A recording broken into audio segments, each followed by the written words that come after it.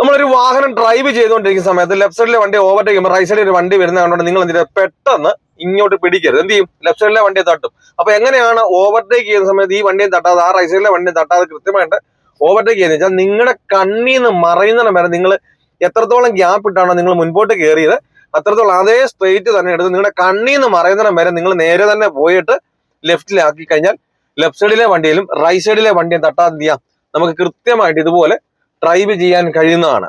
ഇങ്ങനെ കാണുന്ന വീഡിയോസ് ഒക്കെ കാണുമ്പോൾ നല്ലൊരു കോൺഫിഡൻസ് കിട്ടുന്നുണ്ട്. ഉദാഹരണം ഇത് കണ്ടില്ലേ, ഒരു വണ്ടി വരുന്നു, ഞാൻ നേരെ തന്നെ കയറുന്നു, ആ വണ്ടി കണ്ട് ഇങ്ങോട്ട് പിടിക്കരുത്, എന്റെ കണ്ണിൽ നീ വണ്ടി മറഞ്ഞു, ഞാൻ കണ്ടു തന്നെ ഇങ്ങോട്ട് പിടിച്ചു.